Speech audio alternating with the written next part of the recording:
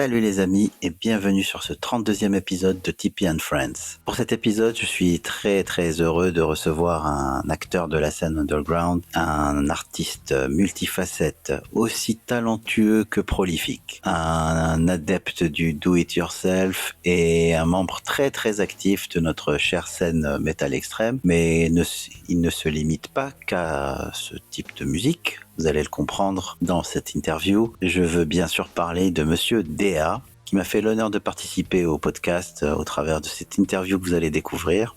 J'espère que vous êtes prêts. Il y en a pour 1h35 d'interview, mais ça vaut le détour. Beaucoup de moments de rigolade, beaucoup de moments de sincérité, de mise à nu. Vous allez voir, DA est un personnage entier, qui ne fait pas semblant, qui est authentique. Et c'était un réel plaisir de le recevoir dans le podcast. Je ne vais pas m'attarder sur cette intro, vu la longueur de l'épisode. Je vais plutôt vous laisser profiter.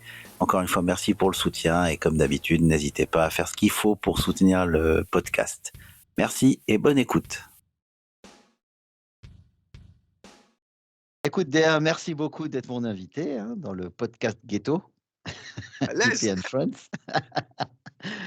C'est cool que tu aies accepté cette invitation, qu'on puisse discuter un petit peu, déjà faire meilleure connaissance, puis aussi pour ceux qui ne te connaissent pas, que tu puisses te présenter, parler de ton parcours, parce que on va pas se mentir, tu as fait beaucoup de choses, mec. C'est un truc de dingue.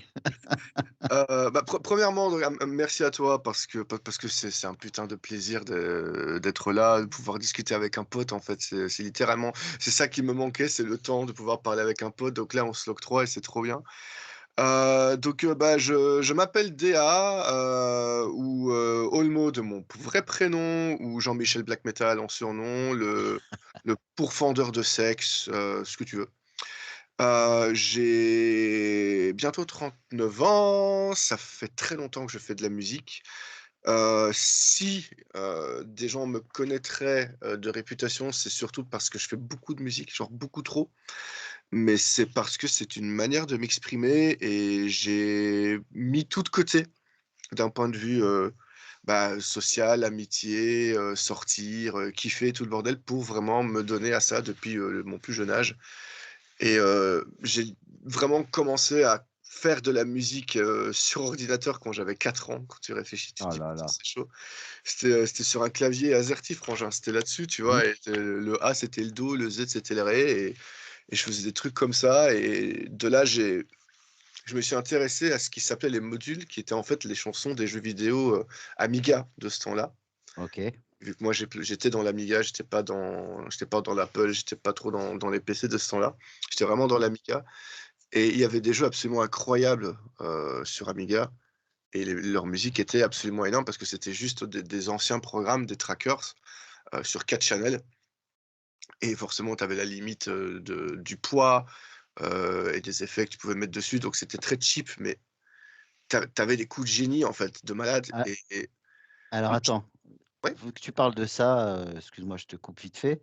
je t'en prie. Est-ce que c'est la base du programme, Modplug Tracker? Alors Modplug est arrivé après, mais D'accord, ouais, j'ai bossé sur Modplug Tracker pendant des années.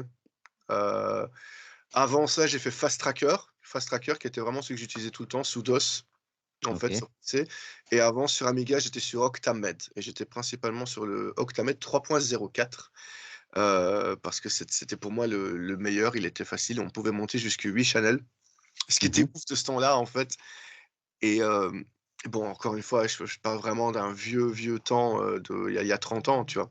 Ouais, bah, oui, oui. J'étais vraiment à fond dessus. Et je découvrais en fait cette espèce de scène de gens qui faisaient des modules. Il y avait aussi ce qu'on appelait la démoscene et la démoscene en fait, c'était un mélange d'un graphiste, d'un codeur et d'un musicien, Mmh. qui en fait programmait tout et qui faisait des espèces de concours comme ça dans le monde. J'étais bien entendu beaucoup trop petit pour participer, pardon, à quoi que ce soit. Ouais. Mais je prenais mon temps d'ouvrir les modules, de regarder les effets, comment ils faisaient. J'ai littéralement appris comme ça et j'ai commencé à composer de la merde, bien entendu, mais avec des je trouve même maintenant des excellentes idées de mélodie, même si très cheesy et tout le bordel et en fait, j'ai évolué comme ça.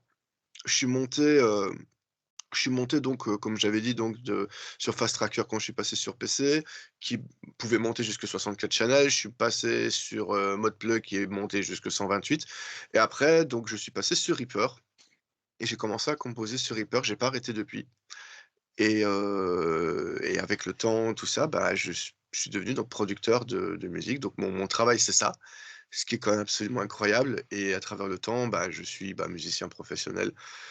Pas pour tous les instruments, mais voilà, je chante, je fais un peu de basse, je suis voilà, je kiffe ce que je fais. C'est pas facile, c'est un fait, mais en attendant, je fais ce que j'aime, même s'il m'a fallu autant d'années pour y arriver et en fait, ouais, c'est tout ce que je fais. C'est vraiment, c'est de l'obsession, c'est pas de la passion et ça c'est ma vie, c'est tout ce que je veux dans ma vie et en même temps, ça a complètement ruiné ma vie en même temps. Ah mon pauvre. Donc c'est littéralement ça, quoi. Je veux dire, je sors pas parce que ça m'intéresse pas, je ne bois pas, je me drogue pas ou donc si tu veux, en fait, au final, tout ça, ça me j'ai des économies et mes gens proches me connaissent, donc savent très bien qu'ils vont pas m'inviter à un anniversaire ou quelque chose comme ça et ça me dérange pas, ça me fera jamais mal et c'est comme ça, en Tu fait. es comme ça, point barre. Ouais, voilà et je Take it or leave it. voilà, mais j'aime bien, tu vois, j'aime bien ce que je fais, et j'essaie de faire le plus que je peux dans la musique. Je trouve que tout style de musique est incroyable et qu'il faut, plonger dedans pour trouver l'underground, trouver la gemme spécifique dans n'importe quel style, y compris dans la pop ultra commerciale, en fait, qui Mmh. n'a pas réellement d'underground, mais tu vois ce que je veux dire? Et c'est génial, en fait, de découvrir tous ces styles, ces sous-styles, ces machins, même si c'est vrai que dans mon cœur, il y aura toujours le hip-hop et le black metal en premier. Ça, c'est un OK. Ça, c'est voilà. Donc, comme une introduction, je pense que c'est pas mal. Oui, c'est pas mal et puis, ça prouve bien que tu es capable de faire un grand écart, stylistique. Tu as des influences, hyper larges. Ouais, de ouf. Je pense que c'est un peu trop large pour, le commun des mortels, mais il en faut des gars comme ça, donc déjà super, merci, de partager ton temps et nous conter un peu tout ça Je t'en prie. et du coup, on va faire un peu de chronologie, donc est-ce que tu veux parler d'abord des instruments? Je parle de vrais instruments, parce que tu as déjà parlé du côté informatique, mais les vrais instruments, dans quel ordre tu as commencé? Et puis peut-être, lier ça avec, la musique que tu as écoutée, chronologiquement. Parce que j'imagine que tu as pas écouté du black metal à 4 ans. C'est un fait. Mais vas-y, je suis curieux quand même de découvrir un peu ton cheminement perso. Bah, en fait, quand forcément, j'ai pas forcément eu d'instrument avant un bon moment, donc on va dire que finalement, même si c'était pas la même chose, c'était un petit peu les synthés, même sur un clavier AZERTY, en fait, finalement, mais j'avais commencé au départ là-dessus. Il fut un temps, j'avais réussi à me prendre un clavier genre comme ça, un espèce de truc, en clavier MIDI que je connectais, en fait, sur le PC qui me permettait de faire des notes. Alors j'étais pas du tout carré ou quoi que ce soit, mais je garderai ça, en fait, comme plutôt une anecdote, mais je veux quand même t'expliquer aussi mon parcours. J'ai eu ma première guitare à 15 ans parce que ma sœur, s'était faite offerte une guitare et n'a jamais réellement joué dessus puisque c'était pas son kiff et donc j'ai commencé très tard et j'ai appris avec mon voisin de ce temps-là, qui était un excellent guitariste, plutôt folk, qu'autre chose et qui, en fait, m'a appris les rudiments de chez rudiments et j'ai adoré son D'accord, apprentissage. Il m'a appris vraiment les accords, les barrés et puis il m'a fait: «Voilà, maintenant tu t'amuses». génial. Et en fait, j'ai trouvé ça génial. Alors, bien entendu, j'ai appris d'une manière à travers ça, ça reste de l'autodidacte, parce que je travaillais au doigt au départ. Donc quand j'ai commencé à apprendre avec le pic, en fait, je tiens mon pic d'une horrible manière, ce qui fait que j'ai des crampes très vite. Ça me permet d'aller très vite et d'être assez propre, mais ça n'empêche que, bah, j'ai des crampes après que 30 secondes. Donc je me considère pas comme un guitariste, mais un guitariste de studio. Donc ça, il y a une D'accord. différence. Je peux composer des choses qui sont jouables par des très bons guitaristes ou simplement des bons guitaristes. Hem, Peu après la basse et c'est la basse qui est devenue vraiment mon instrument de prédilection dans ce que j'ai en skills, mais aussi dans ce que j'aime, puisque j'ai toujours trouvé que la basse pouvait être incroyable. Ça dépend forcément où, quoi, comment, mais ayant grandi justement, bah, avec la culture hip-hop, la basse, c'était pas juste quelque chose qui accompagne le kick, en fait. C'était, Oui. c'est un mouvement, c'est qui montait, qui descendait, qui se rapprochait, en fait, finalement de à un moment donné, surtout quand tu écoutes beaucoup de rap, américain de la côte ouest, ils ont vraiment ces influences très, très funk, très, Oui, oui, oui, bien sûr. voilà, tu vois? Et très groovy, ce genre de choses, quoi, avec des basses qui montent, qui bougent et Oui, donc de là, j'ai c'est des samples c'est des boucles qui prenaient de disques de funk des années 60-70, quoi. absolument, mais c'est quand même sans compter sur certains véritables bassistes de malades Ah, comme, exactement. je crois que c'est David Elizondo, je crois qu'il s'appelle. Je sais pas si c'est David, mais, monsieur Elizondo, qui a Mmh. fait la basse sur, genre Eminem ou Dr. Dre, genre Chronic 2001 certains et je Oui. crois sur, Marshall Mathers LP. Mmh. Heu, donc voilà, il y a quand même un gars derrière qui va te taper ta basse et tu l'écoutes, c'est parfait, c'est carré, c'est beau. Boucle pas boucle. Et donc de là, forcément, j'ai commencé un peu à m'ouvrir l'esprit sur, tiens, c'est vrai que j'aime bien la basse, qu'est-ce qui f quel est mon style préféré où la basse, me plaît le plus? Et là où normalement les gens diraient, bah, ouais, du prog ou ce genre de choses, en fait, finalement, j'ai pas réellement d'influence en particulier. C'est juste que j'aime la basse quand elle est simplement bien faite, même si elle Mmh. suit les guitares. Donc moi, je considère qu'une basse, aussi simple qu'un Linkin Park, ça va marcher à mort. Tu me donnes un John Myung, de Dream Theater, bah, c'est parfait. Mmh. Là, ma récente claque depuis, ces, 10 dernières années, c'est Dominique Lapointe, de First Fragment, de Beyond Creation et tous ces groupes incroyables de brutal death, québécois.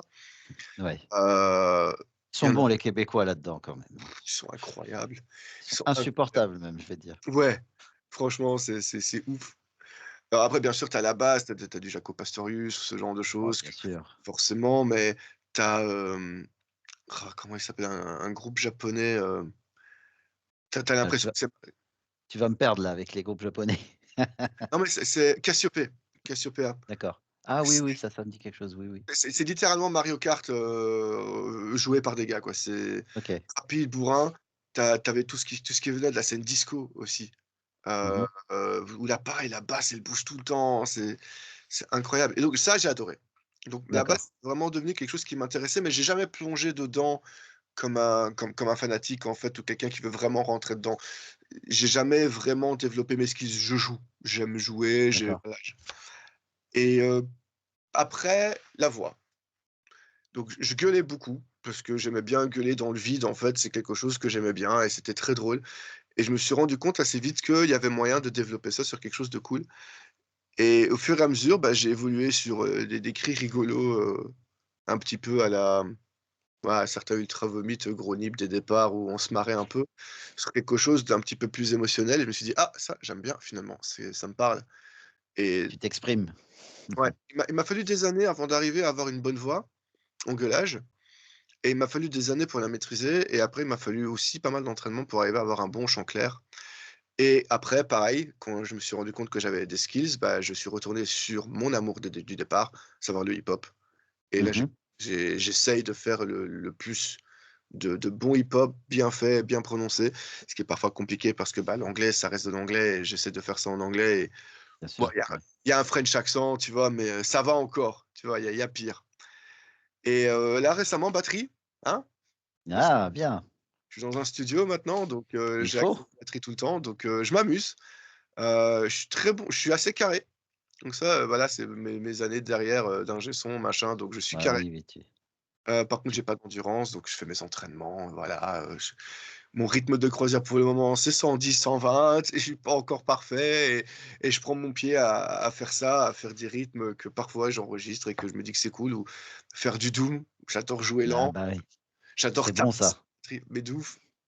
J'adore jouer à 40 BPM, je sais tu tu 3 secondes entre chaque snare, je trouve ça génial et C'est pas facile, hein. C'est pas il facile. je pense que c'est plus difficile pour beaucoup de personnes de travailler, sur des tempos plus rapides que du tempo lent avec un clic, ouais. Oui, oui, oui. Mais après je trouve que c'est justement là où c'est génial parce que quand tu travailles avec un ordinateur, tu sais, ta vélocité maximum, elle est là.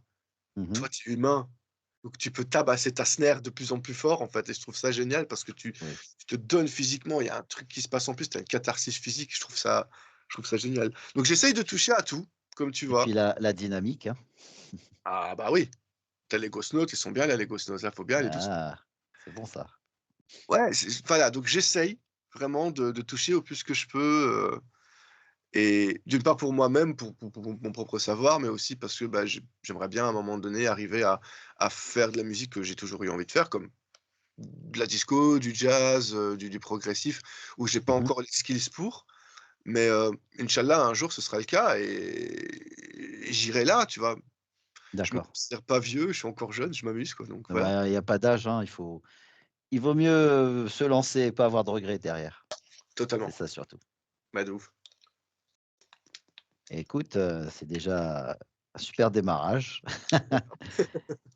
et en fait, tu vois, je me doutais que tu aimais bien le hip-hop, hein, Ouais. mais pas à ce point-là Ah si, et si. que et je ouais, tu vois, c'est super parce que ça va peut-être, donner une autre image, qu'on connaît de toi et puis savoir aussi que, bah, c'est pas juste large, c'est hyper large ton scope. Bah, encore une fois, la musique pour moi, d'une manière générale, ça reste quand même, ouais, il y a des goûts, tu vois? Je peux pas demander à quelqu'un qui n'aime vraiment pas les rythmes répétitifs de la techno à apprécier de la techno. C'est un Oui, fait. Chacun a des goûts. Je pense que j'ai eu la chance de grandir avec un spectre large. Dans les 80s, 90s, en fait, tu avais beaucoup de styles de musique différents à la télé ou radio. ça a explosé de partout, c'était dingue. Ouais, tu regardais un top 20, tu pouvais avoir de tout, que ce soit de la country, du rock, du rap, du métal, de la techno, de la tout. Donc ça m'a aidé beaucoup. J'avais un bon folklore sicilien, enfin plutôt de la musique, populaire italienne, et francophone aussi. Donc j'ai commencé aussi beaucoup à apprécier les chansons à texte, Mmh. parce que tu sais, je vais dire, faut pas que ce soit, tu sais, les Véronique Sanson, Françoise Hardy, les Gainsbourg, ou tel chanteur. Chanteur à texte, ouais. Ouais, voilà, tu sais? Et même dans le monde moderne, tu vois? Où tu prends, Damien Saez, par exemple, ou même en Italie, en fait, finalement, tu avais Lucio Battisti, Adriano Celentano qui étaient vraiment là-dedans aussi, qui étaient un petit peu des gens qui choquaient, en plus, parce qu'il y avait une Italie assez prude de ce temps-là, Oui, et je trouvais ça vraiment génial. Et puis bon, les Nat King Cole, B.B. King, Frank Sinatra, voilà, tout mon père était la fanatique grande de ça. classe. Voilà, tu vois? Donc tu sais, tu arrives à quand même à apprécier des belles voix, des beaux textes, et puis des chanteurs qui ont pas forcément des belles voix, mais qui font des trucs génial. Pardonne-moi Jean-Jacques Goldman, je t'aime très fort. Mais voilà, et tu as quand même, à un moment donné, je veux dire, tout ça, et vu que moi j'aimais juste la musique, je fais: «OK, je fonce», et puis ouais, ce truc du hip-hop, ce rythme, que ce soit rapide ou un peu plus lent, que ce soit du vieux Assassin, NTM, IM, parce que c'est ça ma base, en fait. Mmh. NWA, les vieux Dr. Dre, Mobb Deep, Rakim, qui sont vraiment ma base, en fait, de mon hip-hop, donc très Le bon rap, old school, voilà, fin 80s, ouais, ouais, je vois très bien. bien A f bien Tribe Called Quest, mmh, De La Soul, oh, ben, il y a quelques jours, on se faisait on s'écoutait ça à la maison, on montrait ça aux enfants. C'est ça notre rap! oui, alors, pardonne-moi, mais j'aime aussi le rap moderne. Ah, Je prends en fait, il y a des codes qui ont changé, des sous-styles qui se sont faits, et je pense que c'est comme quand, allez, tu parles d'un métal généraliste et puis tu vas parler du black metal. J'exagère, hein, je paraphrase énorme. oui, Et tu vois, il y a des codes qui ont changé, et je pense que le rap moderne, la trap, l'hyper pop et ce genre de choses, enfin qui se font beaucoup de choses maintenant, ça reste nouveau, ça reste quand même assez innovant, même si on pourrait oui, penser que non, et en fait, il faut simplement passer au-delà de ces codes, les comprendre un peu, et puis c'est tout. Parce que quand ouais, tu avais des gens qui me disaient, que PNL c'était de la merde, je répondais que non, ils ont sorti le meilleur album de 2019-2020. mmh Et mh, forcément, je me faisais un peu cracher à la gueule, et je me disais: «Mais tu as jamais réellement écouté, tu as jamais eu la deuxième lecture. Parce que tu t'arrêtes à fils de pute et l'autotune sur la voix. Mais tu comprends pas que l'autotune sur la voix, c'est ultra assumé, que ça en plus, ça sert d'effet. Le nombre de groupes de métal qui utilisent une légère saturation sur la voix, c'est la même chose, dans le mmh. fond. Toutes les corrections vocales, les recalages sur le clic, va niquer ta mère, c'est la même chose, et d'un autre côté, tu as les codes.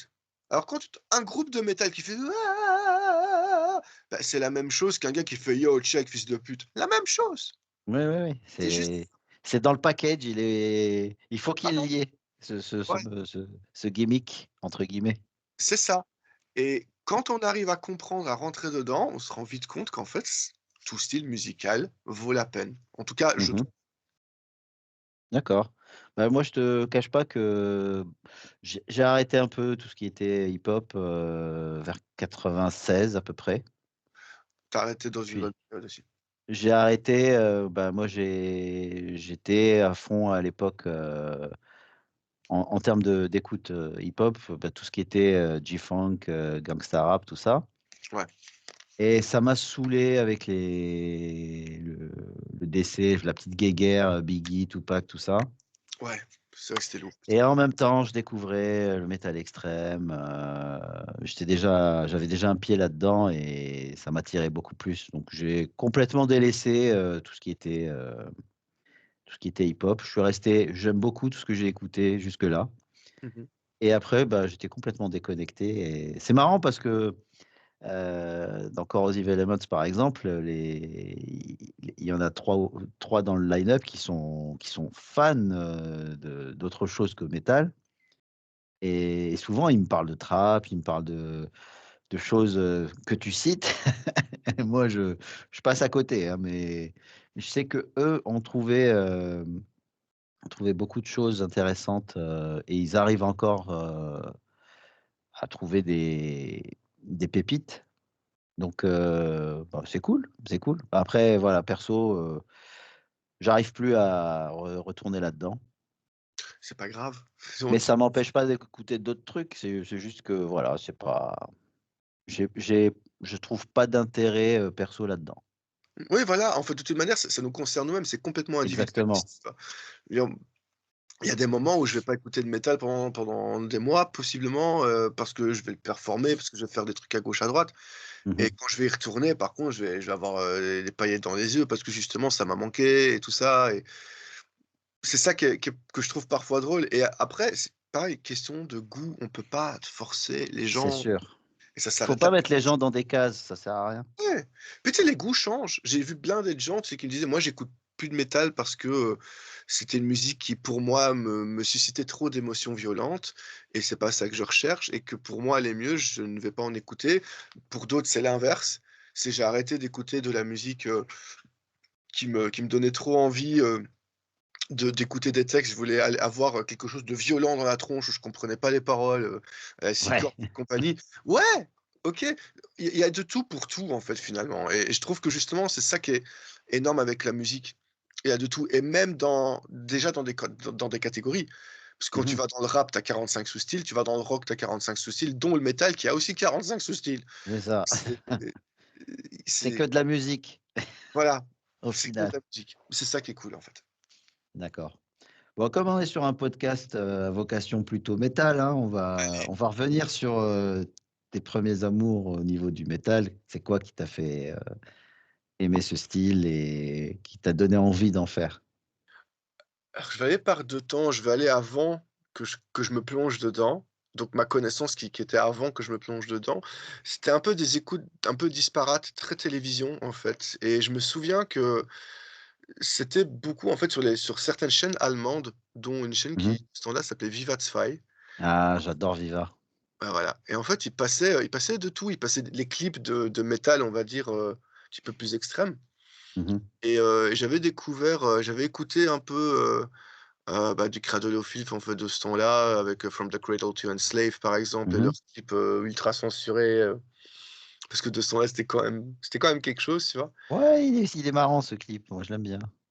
Alors tout forcément, tu sais, donc, les Metallica, les Guns, tout ce genre de choses, Pantera, même si, je suis désolé, j'ai jamais accroché à Pantera, même maintenant quand je réessaye, Mmh. je sais pas. J'ai beaucoup plus accroché à Metallica, par exemple, qui m'a toujours pas et surtout la chanson One. La chanson Mmh. One, pour moi, c'était un masterpiece du début à la fin et forcément, j'avais quand même un certain âge, donc j'ai pas découvert l'underground, tu vois? C'est D'accord, ça OK. aussi qu'il faut se le dire, donc moi, je veux dire, quand l'underground était là, donc mettons 90-90, pas les années, mais l'année 90, Mmh. j'avais 5 ans, mec. Ouais, bah, oui, oui. J'avais pas de grand frère qui allait débarquer avec ça. J'avais ma grande sœur qui me disait: «Il faut que tu écoutes Guns N' Roses et Metallica parce que ça tue». Mais à côté de ça, elle allait me dire: «Écoute NTM, ça tue». Tu vois? Mmh. Donc il y avait pas aussi de quelqu'un qui disait: «Il faut que tu te plonges dedans». Donc j'ai écouté un peu comme ça, comme tu sais, Manson, Slipknot, Rammstein. C'est tombé quand même quand je les voyais à la télé, mais vu que j'étais déjà reclus, il y avait pas Oui, d'interaction avec des gens pour qu'ils me disent: «Tiens, écoute ça, ça tue». Après, je me suis rendu compte que j'ai été très, très proche, de 2 personnalités, donc très séparées finalement, et j'étais heureux quand ils ont commencé à collaborer. C'est Eminem et Marilyn Manson, mmh, et eux 2 en fait m'ont fait découvrir un côté un petit peu plus extrême de la musique aussi, même si ça reste léger comparé à du métal extrême. bien sûr, mais oui, c'est pas de la pop, Ouais, variétoche, quoi. voilà. La collaboration en fait le remix de The Way I Am, par Reynolder avec Marilyn Manson qui joue dedans. Mmh. C'était, un mélange parfait à mes yeux, et donc de là, bah, l'intérêt que j'ai porté à Manson, donc l'album Hollywood qui m'a complètement déglingué. Donc oui, après, l'album qui a changé ma vie, littéralement, c'est l'album qui a changé complètement ma manière d'appréhender la musique et tout le reste, c'est Shades of de Shape of Despair. C'est un Mmh. groupe Funeral Doom, finlandais, toi-même Ouais. tu connais, et qui sont devenus des potes, et je trouve ça génial. C'est mon groupe préféré, ce sont devenus des amis, je me trouve tellement chanceux. Heu, je me souviens comme si c'était hier, j'étais en train de refaire une configuration de PC, et quelqu'un qui avait un pote à moi qui avait accès dans des hautes sphères de ce temps-là, donc ouais, vraiment en 2000, qui Mmh. avait accès à des trucs genre les premiers peer-to-peer, dans des clubs internet, ultra lents et tout le machin, où lui il arrivait à choper des trucs. Il m'avait dit: «Ouais, je t'ai chopé, des compilations, sur un CD», et en fait donc tu avais littéralement genre 10 albums sur un CD, tu vois? Un truc comme ça, Ouais, bah, oui, oui. et dans un espèce de MP3, 128 kbps dégueulasse, et dedans j'avais, j'avais Hollywood de Marilyn Manson, il y avait un album je crois que c'était Wishmaster de Nightwish. Je suis Mmh. plus certain si c'était le bon temps de ce temps-là.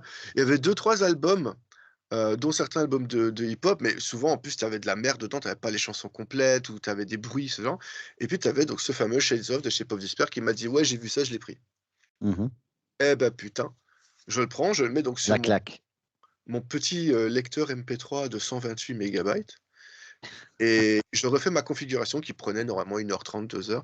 J'écoutais l'album en fait 3 fois d'affilée, c'est la première fois que j'écoute un Waouh! album 3 fois d'affilée, et en fait ça m'a plombé dans le sens parce que c'est tellement incroyable et que forcément j'ai ressenti tout, et j'ai dit: «C'est ça que je veux faire. Je veux faire Génial. ça». Parce que c'est pas évident, Shape of Despair, c'est pas easy listening du tout, hein, Non, qu'on se le dise. mais c'est ça le truc, c'est que ça m'a fait, j'ai fait: «Qu'est-ce que c'est que ce truc?» Et pourtant c'est pas aussi lent que les derniers albums, tu vois? Mais Oui. cette lenteur, cette la voix qui sert d'instrument et pas comme voix parce qu'elle est répétée tout le temps, cette espèce de gros, j'ai fait: «Qu'est-ce que c'est que ça, quoi?» C'était incroyable, et ça donc c'est la gros premier truc. Ensuite, il y a eu la chanson Glorification of the Black God de Marduk. Ah ouais, ouais, ouais. Ça a fait un Ça, c'est du culte, ça. ouais, et donc ça, j'ai découvert ça en 2000. D'accord. Donc en 2000, je surfais entre, ça, que je venais de découvrir et que j'étais incapable de choper plus, parce que pas d'internet et tout le bordel de ce temps-là, et j'essayais d'aller dans des stores où il y avait très, très peu c'est le truc métal qui fait juste 40 CD, tu vois? Oui, bah, oui, Heu, c'est toi-même tu sais, pas pareil, ouais. et en fait après j'ai donc quelques années après, c'est là où forcément l'internet est arrivé, où j'ai commencé à découvrir donc d'autres groupes qui est complètement comme ça. Donc Linkin Park, toute la scène Mmh. néo-metal, donc Linkin Park, enfin néo-metal, L'Arche, Korn, Oui. Park, Deftones, Disturbed, Slipknot, tous ces groupes-là, Limp Bizkit, qui ça a été un album de chevet, Chocolate Starfish, et d'un autre côté, un poil plus le métal extrême, et c'est littéralement en 2003, parce qu'il s'est passé quelque chose un traumatisme, assez violent dans ma vie, Mmh. où il fallait que je m'ouvre encore plus dans la musique, je le ressentais personnellement, et là, j'ai découvert donc en 2003 Cradle of Filth. Ce qui Mmh. m'a fait découvrir Dimmu Borgir, ce qui m'a fait découvrir Emperor, ce qui m'a fait découvrir Mayhem, ce qui m'a fait découvrir tout le reste. Ouais, tu remontais en fait, vers les racines à chaque fois. Voilà. Mais en une année en fait, je me suis tapé tout dans la tronche et je suis tombé littéralement amoureux du black metal. Mmh mh. À la base du black metal mieux produit et puis, je me souviens que forcément, il y avait mes scènes de standard, on s'envoyait des chansons avec des potes et ils m'avaient envoyé, l'album Vampire Blood, de Mutilation. Mmh. Il me dit: «Tu vas voir, c'est génial» et j'ai écouté, je fais: «C'est quoi ce son de merde? Je suis incapable d'écouter». Puis il m'a dit: «Ouais, ouais, laisse» Du bruit blanc. ouais, il m'a dit: «Laisse-toi du temps» et genre j'y suis retourné quelques mois après, après avoir écouté beaucoup de black metal et là j'ai fait: «C'est génial». Je suis tombé totalement amoureux. C'est cette qualité crade, cette espèce de paradoxe entre une exécution dégueulasse, un son pourri et l'ambiance de malade, cette Original. émotion. Oh putain mec, ça on a des frissons à en parler, ça paraît complètement con, mais c'est le cas. C'est ouf et je suis plongé dedans. J'ai pu arrêter depuis. J'ai passé des années à plonger dans le trou du cul de l'internet pour aller choper des trucs parce que j'avais pas de thunes. J'étais jeune, j'étais gosse, donc désolé, j'ai piraté sa mère et maintenant je me On à une époque, on est tous passés par là, c'est nécessaire. Tu as besoin de musique et puis, c'était plus facile aussi. Puis on nous vendait quand même internet comme ça, bah ouais. quelque part, donc bon. Tu sais ce qui était drôle, c'est que très rapidement, j'ai eu cette sensation de, citation, grande, grande dédicace à notre frangin Olivier, de Born Too Late, tu vois? Mmh. Et en fait, Oui. c'est exactement ça. Je me suis dit: «Putain, pourquoi j'ai pas connu les débuts de Black Sabbath? Pourquoi j'ai pas connu les débuts de Dream Theater? L'explosion du métal extrême en fin 80. J'aurais tellement aimé connaître Maiden comme le groupe le plus dangereux du monde», tu vois? Oui. Ce genre de choses, j'aurais tellement aimé les échanges de cassettes. Voilà, je l'ai pas fait. Maintenant, je vais pas le faire, ça sert à rien. Il y a «internet» entre guillemets, heu, mais disons que là, j'achète. J'achète le Ouais. plus que je peux, quand je peux me le permettre. Même des choses genre un de mes albums cultissimes depuis tellement longtemps, c'est Rattle Conic de Mutilation. Je l'ai acheté littéralement il y a 2 mois. Ouais. Bon, un Picture disque, OK, je suis ultra content, tu vois? Mais voilà, j'essaye de retrouver un petit peu ce truc-là. Je vais pas commencer à aller acheter des albums cultissimes, sur Discogs qui vont coûter 300 balles, de Non. cassette. Je peux pas, tu vois? Mais, mais j'essaye. J'essaye parce que je sais que ça me ferait du bien, même si, il y a quand même pas mal de musique, on va dire, de personnalités douteuses que je n'ai pas envie de respecter et d'apporter mon soutien. Heu Mais bon voilà, on peut pas non plus renchigner au fait qu'une certaine personne a influencé la scène black metal. Ah, Un tu peux en parler, hein. Moi, je suis pas fan, je comprends que ça ait, influencé pas mal de monde, moi, je suis pas fan, bon, déjà du personnage, hein, oh, polémique. mais il faut dire ce qu'il en est, tu ne peux pas écouter du black metal et ne pas avoir jeté une oreille là-dessus. Ça fait partie, de du background, hein, on va dire ça comme ça. Ouais. Après, voilà, c'est c'est pas parce que tu as écouté ça que, bah, tu es un gros faf et que tu vas Oh, faut un peu de nuance dans ce monde, faut arrêter un petit peu, ouais, ouais. la chasse aux sorcières, c'est je sais pas, l'histoire se répète et on n'apprend pas de nos erreurs, c'est un peu ça le problème. Et tu sais surtout que je lis, moi, il y a pas si longtemps que ça, tu sais? Donc moi, je deviens chauve, hein, donc forcément, j'ai rasé parce que je pouvais plus me voir et tu as quand même certaines personnes qui sont venues: «Ouais, tu fais du black metal, tu as le crâne rasé, tu es nazi». Je fais: «Waouh! La calvitie n'existe pas dans le black metal. Merci les gars». Tu as une bonne tête d'Arien comme ça. Ah, effectivement, Et putain, ils sont pas venus te dire: «Ah ouais, tu as quand même une gueule d'islamiste et tout, avec cette beubare et tout». Enfin, à la voilà, limite, tu vois? Je veux bien. d'élite Putain, de sale gueule, quoi. Ouais, mais connais c'est un peu notre, c'est un peu la maladie de notre siècle, hein. C'est ça part d'un bon sentiment, mais ça part en couille surtout. après, c'est surtout que d'un point de vue si on doit vraiment parler, on continue de parler de musique, tu vois? On ne peut pas être aveugle à des personnalités et je ne parle pas forcément de Burzum, je parle aussi du reste, je parle d'autres styles, que ce soit dans l'art en général. Je vais prendre un Mmh. exemple extrême, prends Polanski. Mmh. Voilà, tu vois? Ouais, Tu as ouais. des personnes qui sont complètement détestables du début à la fin, pour le commun des mortels, hein, Oui. et tu en arrives à un point où tu te dis: «Tu ne peux pas te dire qu'il y a pas eu des bonnes choses, malgré tout, qui sont sorties d'une personne complètement dégueulasse». Il y a blindé de personnes qui font de la musique incroyable, qu'on ne sait pas que ce sont des connards avec leurs femmes Mmh. ou C'est leurs ça, c'est leurs ça, enfants, c'est qu'on tout sait ça. pas. On ne sait pas. Donc je veux, entre guillemets, «prendre l'art d'une manière neutre» au départ. Après, c'est mon choix Mmh. de qu'est-ce que j'en fais. Il y a Exactement. il y a des musiques que je suis pas capable d'écouter parce que le message me fait vomir, Ouais. vraiment. Il y a des chansons, qui ne sont pas du tout politisées ou quoi que ce soit, mais dont les artistes, je ne peux pas les supporter parce que ça ne me va pas, genre Winterson. Mmh. Je peux pas saquer ce mec. Ouais, c'est quand même, un bel arnaqueur, marchand de Ouais, tapis. voilà, je peux pas, alors qu'il voilà, il a rien fait de mal entre guillemets, mais voilà, Oui, oui, oui. j'ai du mal personnellement. Moi, je veux juste écouter la musique et sa musique elle est pas dégueu du tout, Non, non. mais par contre, Niels Courbaron fait, 25 fois mieux avec son nouveau projet Bloodhorn. Donc Comme non, quoi, c'est pas la peine d'aller chercher en Finlande, non, Niels Courbaron représente. Le mec qui va enterrer Dragon Force en un seul album, c'est aussi simple que ça. Mmh, chers auditeurs, allez écouter Bloodhorn en un seul mot. C'est la c'est ce qui va tuer Dragon Force. Le vrai power metal bien extrême. Ça blast, ça joue, un chanteur de malade, les solos sont parfaits. Bref, c'est pas de la promo dans le vide, même si Lee, c'est mon frangin, je mentirais pas d'un point de vue musique, c'est ouf ce qu'il fait. Donc voilà. Et pareil d'ailleurs, pour parler un petit peu de power metal, tout ça, même je crée beaucoup de musique très émotionnelle et dépressive, tout ça. oui, Un de mes styles préférés, c'est du power metal, parce que justement, c'est complètement l'opposé. Helloween, les Blind Guardian, génial. Edguy, tu vois? Mmh. Tout ça, Ouais, ça ouais, ouais, je comprends tout à fait. Moi, je suis fan de pas mal de ces groupes-là, pas tous.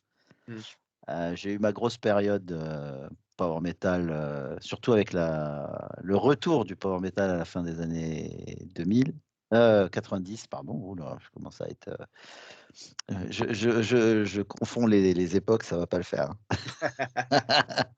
Mais ouais, effectivement, tout le retour, sur la scène, power metal à l'époque, avec les Metalium, les Edguy et puis bon, Blind Guardian, super groupe, super référence pour moi et puis, grosse fierté d'avoir pu, les interviewer et leur raconter surtout mmh. comment on écoutait leurs albums, en Algérie, entre potes, «Eh ça y est, j'ai le dernier Blind Guardian, on va écouter ça tous ensemble» Ah, et le jour où j'ai raconté ça à Hansi, il m'a dit, «On va arrêter l'interview, on va aller boire des bières, tu vas me raconter ta vie mec». c'est tellement Et quand beau! quand tu as l'attaché de presse qui fait: «Ah, ah, ça va pas se passer comme ça les gars».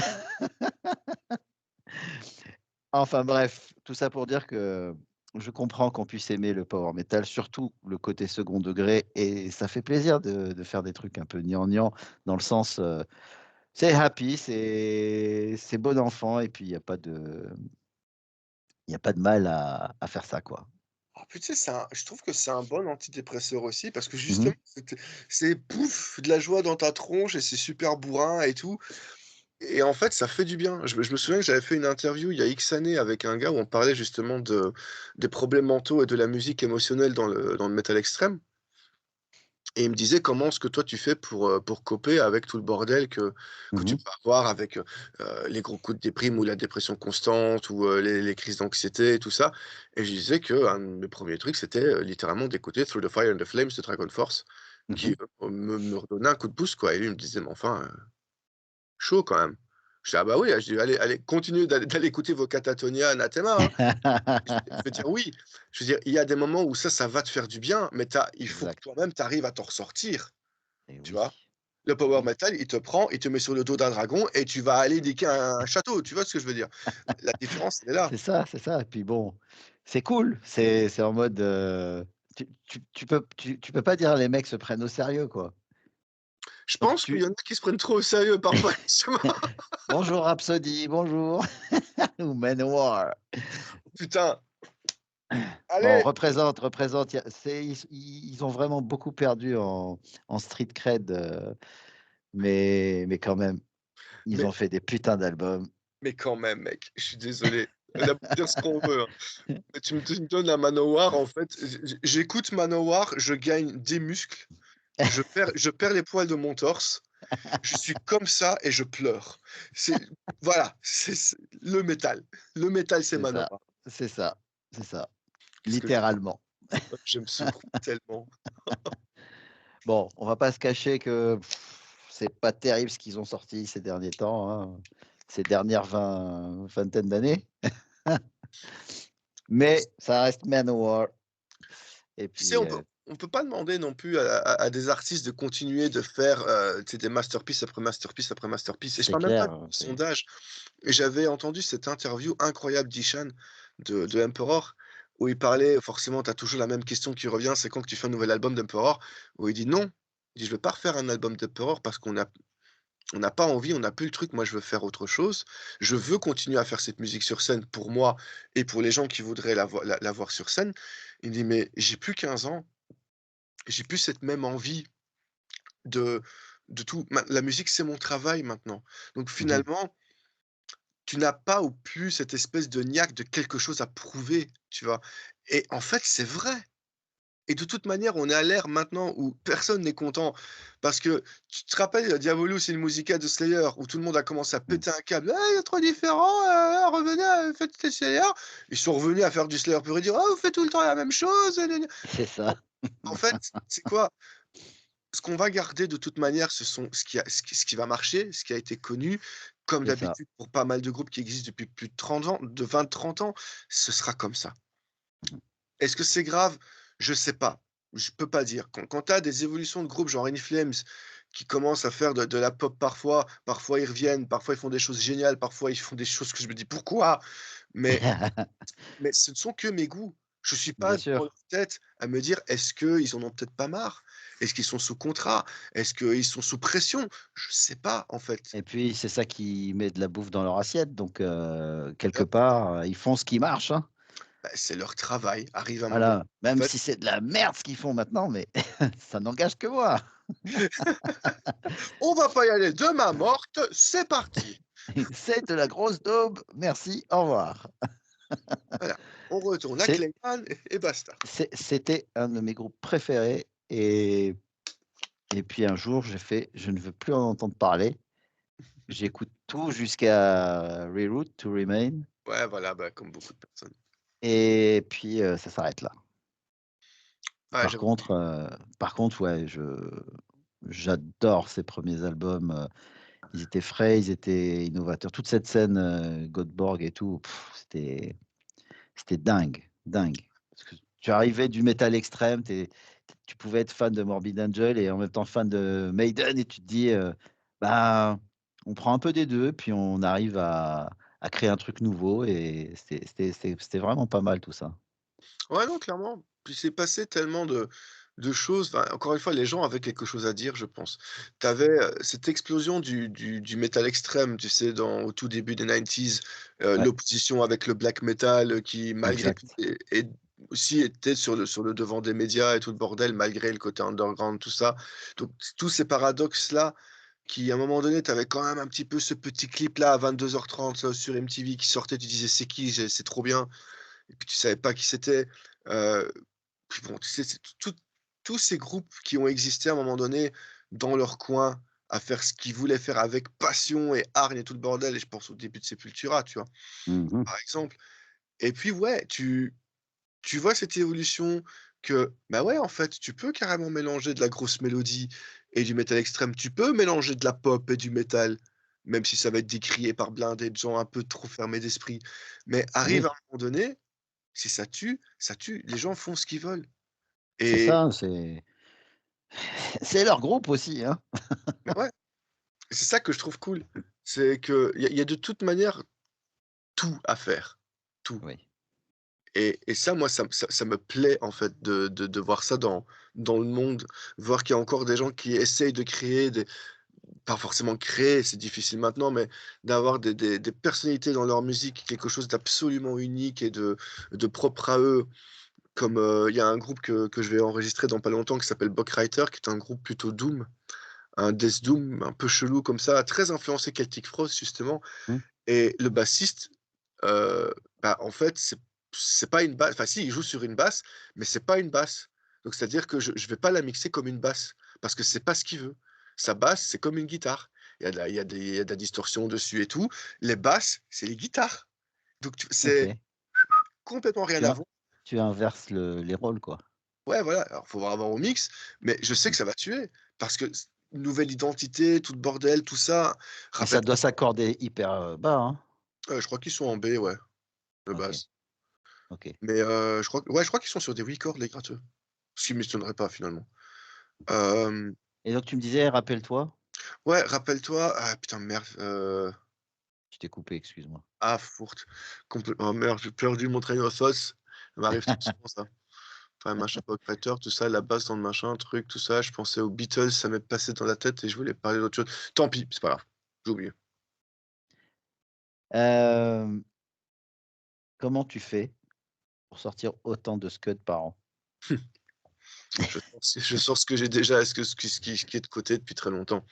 J'ai plus D'accord. trop de temps ces temps-ci malheureusement, mais, c'est beaucoup, c'est m'exprimer donc, je peux tout faire. J'ai cette chance incroyable de pouvoir tout faire, d'avoir le studio, de pouvoir composer, pouvoir jouer mes instruments, de pouvoir arriver à faire tout ça. J'ai cette chance, même si j'ai beaucoup travaillé pour, Mmh mh. mais j'ai quand même cette chance de pouvoir tout faire moi-même, donc je j'ai pas besoin d'aller en studio, j'ai pas besoin de gens pour écouter, j'ai pas besoin de musiciens, je peux tout faire tout seul. Donc ça, c'est énormément de chance et possiblement pour le projet, DA, possiblement je fais de trop, je le sais. Mais c'est un besoin vital plutôt que de sortir des albums ou de prouver quelque chose à quelqu'un. J'ai pas besoin de sortir, autant d'albums que, Rogai Johansson, ou ce genre de choses. J'ai pas besoin de ça, et je respecte totalement Rogai Johansson. C'est juste que j'ai besoin de m'exprimer. Mmh. En fait, je fais pas de la musique pour donner aux gens, en fait. C'est ça, en fait, la grande différence, c'est que je fais de la musique égoïstement. Ça me Oui. concerne moi, permet de m'exprimer moi. Quand je la sors, c'est parce que je me dis: «Ça peut plaire aux gens». Mais ça peut, c'est pas fait pour. Je vais pas écrire de la musique pour ça. C'est le bonus ça. Ouais, voilà et ça s'arrête carrément là, en fait, hein, que quand je sors un album d'ambiance, c'est un album d'ambiance que j'ai réfléchi, que j'ai adoré faire et qui signifie quelque chose pour moi. Qu'il soit écouté ou pas du tout, ça change rien, Mmh mh. en fait et et cette manière, en fait, de me comporter vis-à-vis de ma propre musique, c'est ça. C'est je peux très bien sortir des trucs que ça fait 5 ans que je travaille dessus. Comme, me lever un matin et me dire: «Aujourd'hui, j'ai envie de faire ça» et qu'en une journée, j'ai l'album et que voilà, c'est fini. Je J'ai pas envie de travailler davantage dessus, je considère que c'est cool et même s'il y a beaucoup d'erreurs, bah, je m'en fous, je le sors. Je fais ce que je veux, en fait. D'ailleurs, c'est quoi ton process? Tu bosses sur, un projet, non-stop ou tu travailles par bribes et après tu sépares un peu les morceaux, tu dis: «Bon, bah, ça va aller dans tel, pour tel album, ça c'est tel album» ou est-ce que tu fais, un batch de de songs et puis tu envoies et puis c'est fini, Je crois que ça dépend principalement, en fait, il y a quand même un son en particulier dans chacun des projets que j'ai et je cherche à récupérer ce truc, donc cette espèce de mojo, qui va dans le projet dans lequel j'ai envie de travailler. Donc, il y a quand même une certaine mise en condition, forcément, où, je dois me replonger dedans. Mais il est vrai que parfois j'ai ces trucs de, j'écoute une chanson et je me dis: «Putain, j'ai une idée, je vais faire du rap» et je commence à travailler le truc et en fait ça se termine en une chanson de black metal, qui va aller pour un autre projet parce que je l'entends directement. Donc directement je fais: «Putain, attends, bouge pas», je sauve l'idée, j'ouvre l'autre projet avec le son de l'autre côté et pouf, je remets dedans, je travaille, prends la gratte et on y va et j'essaye, en fait. ce qui est un exercice de style assez intéressant parce que tu pourrais Grave. prendre une mélodie et la distiller dans 5 ou 6 sons différents, que ce soit du post-rock, du black, de la pop, du hip-hop. Enfin, tu peux faire ça. C'est un truc que j'aimerais faire un jour là sur Twitch d'ailleurs, ce serait trop bien parce que j'adore faire ça. Et, et voilà, donc habituellement, j'ai toujours quelque chose dans la main pour commencer, tu vois. J'ai souvent une gratte ou un piano et je commence comme ça. Et je vois où est-ce que je vais.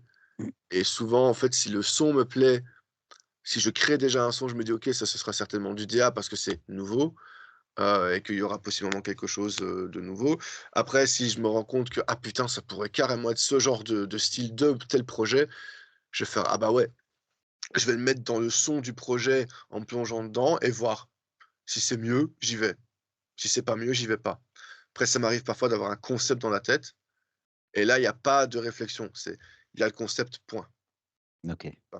En 2021 et 2022, quand j'ai commencé mon projet de black metal thrash, j'avais un truc dans la tête et pendant, 3 semaines, j'étais non-stop dessus, non-stop, non-stop. C'était, composer le truc, terminer le truc, faire des batteries programmées au départ, écrire les paroles, prendre mon temps, faire un premier recording, c'est cool, on en refait un deuxième parce que la voix était pourrie.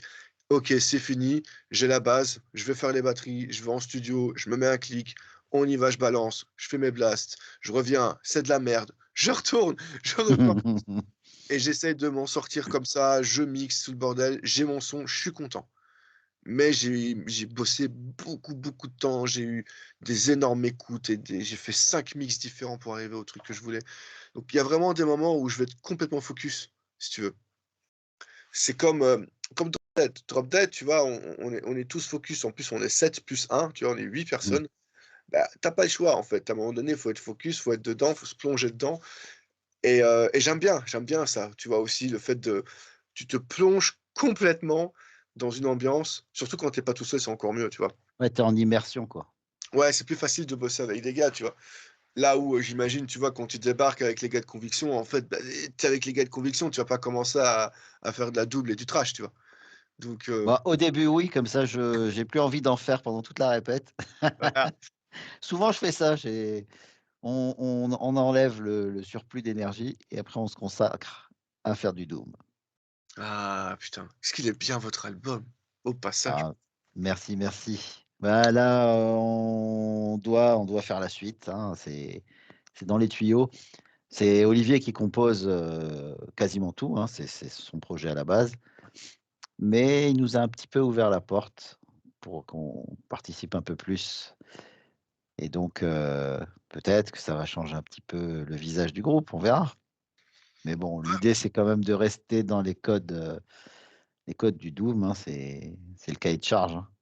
Ah oui, bah, en même temps, je vois pas, je vous vois pas, en fait, aller trop loin non plus, tu vois? Après, quand je dis trop loin, c'est parce que ça vous va bien, tu vois? Mmh. Ce doom trad, Non, mais c'est c'est Conviction est né d'un besoin de faire ce genre de choses. Donc, ouais, voilà.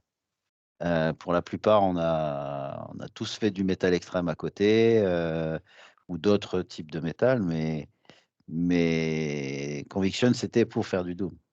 Il y a Oui, pas voilà. de il y a pas d'autre, il y avait pas d'autre solution, quoi. C'est Et c'est puis, comme bah, ça. avec le line-up de barbares que vous avez, quoi, putain, mon Les Dieu. vieux cons, surtout. Le Mec, doom, ça se joue comme ça. moi, je me rappelle du Hellfest et j'ai trouvé que c'était c'était ouf.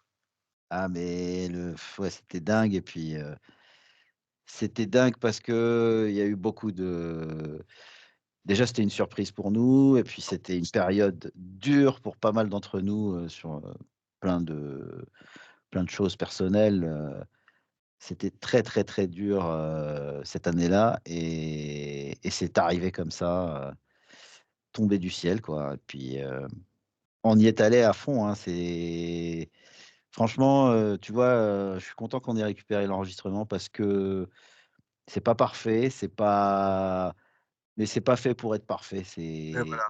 c'est sincère. C'est surtout ça qu'il fallait, souligner. Et puis, tu sais, faut allez, Simon vous a fait un son de bâtard. Ah, mais Simon, c'est la star, en fait, de ce concert.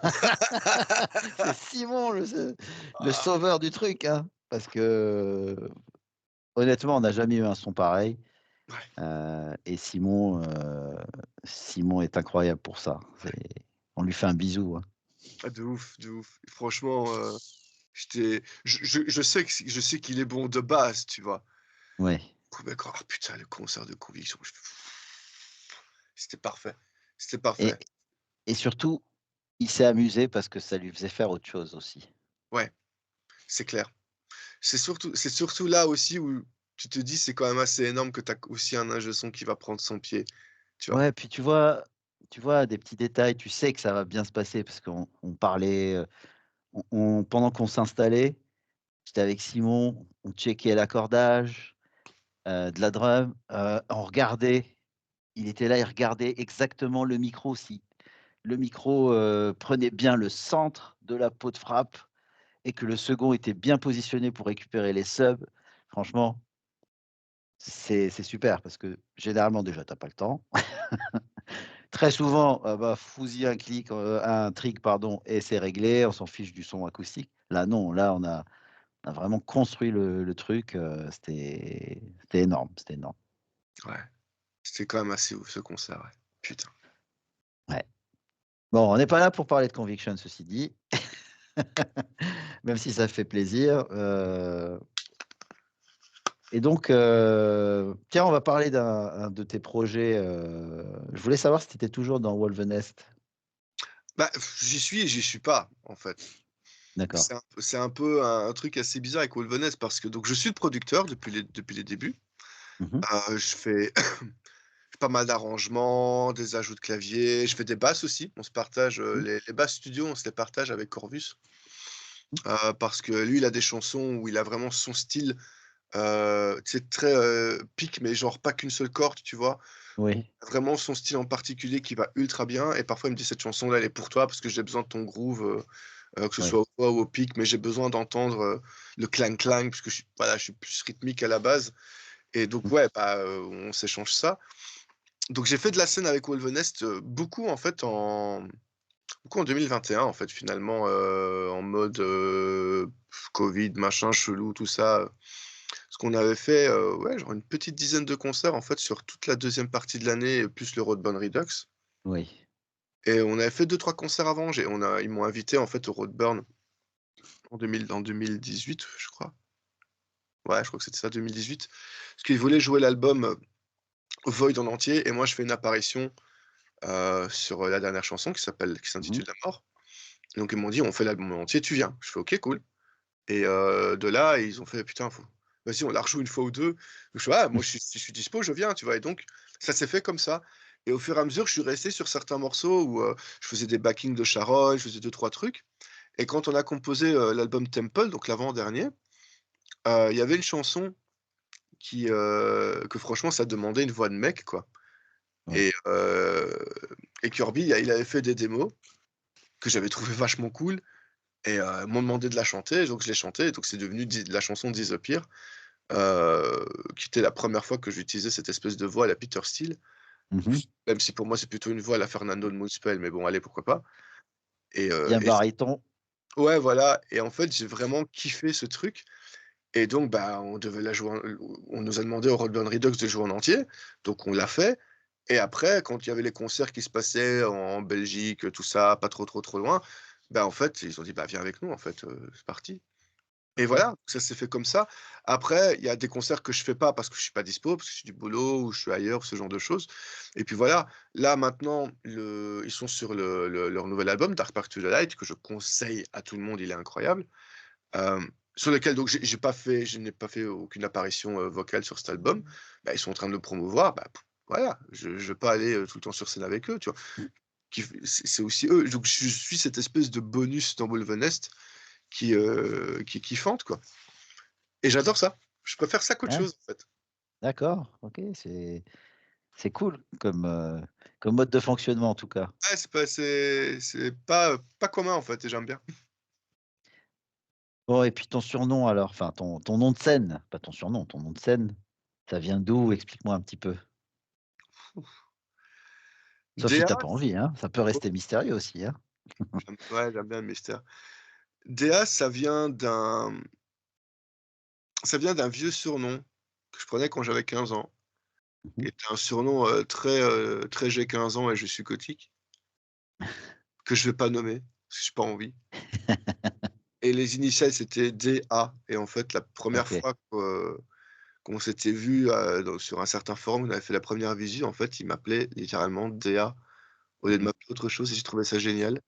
Et donc je l'ai pris, je l'ai gardé, j'ai juste mis, un H au centre pour diviser et les accents, en symétrie pour, black metal. génial. Yes. Et c'est tout. C'est après que j'ai découvert que DA, c'était une marque de prêt-à-porter féminin italien. En turc, ça veut dire génie. Pas En mal, hein? Pas mal. Je vais pas me plaindre, hein. C'est un vieux paraît-il que c'est un vieux prénom féminin arabe, mais un vrai D'accord. vieux, vieux, vieux de chez vieux. Bah, écoute, moi je le connais pas en tout cas. Voilà, bon, il Mais paraît. je suis pas assez vieux pour, on va dire ça comme ça. Et puis voilà, ouais, ça fait très directeur artistique, c'est un peu rigolo. Ouais, ouais, c'est Heu pas mal, c'est pas mal. une chose drôle, quand donc j'ai habité en Bulgarie pendant 4 ans et demi et quand je Mmh. suis revenu, je me suis installé à Bruxelles et j'ai beaucoup, beaucoup travaillé avec Corvus justement, donc de Wolvenest sur, Cult of Erinis et ce genre de choses. On a Mmh. vraiment beaucoup bossé ensemble et il m'a dit: «C'est quand même assez incroyable qu'à Bruxelles, il y a 2 personnes qui se surnomment DA, qui sont tous les 2 ingé son et qui sont tous les 2 dans le métal» et j'ai fait: «Je veux respect» et DA, donc à la base, donc David Alexandre, c'est, l'actuel claviériste de Emptiness, Mmh. qui est un musicien de génie, vraiment, vraiment, vraiment, un ingé son aussi, excellent compositeur et c'était juste drôle. D'un moment donné, la première fois que je l'ai rencontré, en fait, c'était rigolo parce que moi, j'étais là, Corvus était là, DA était là et en fait, avec Corvus, il dit: «Je suis entre 2 DA» et c et Excellent. c'est et c'était trop drôle parce on se déconne, on s'appelle mon homonyme, enfin, c'est complètement con. C'est Ça rigolo. va, tu fais pas comme un pote à moi, en fait, j'ai 2 potes qui ont le même prénom et leur nom de famille, il y a juste une lettre qui change. What? Oh putain, c'est Ah, chaud. c'est un truc de dingue et en fait, il y en a un des 2 qui m'a dit: Il ne faut jamais que je le rencontre, sinon l'univers va s'écrouler sur lui-même». J'avoue, putain. Bon, j'ai quand même fait en sorte qu'ils se rencontrent. WhatsApp, on est encore là, c'est que ça va, ça va. Ouais, c'est qu'il avait une théorie foireuse, on va dire ça comme ça. Ah putain.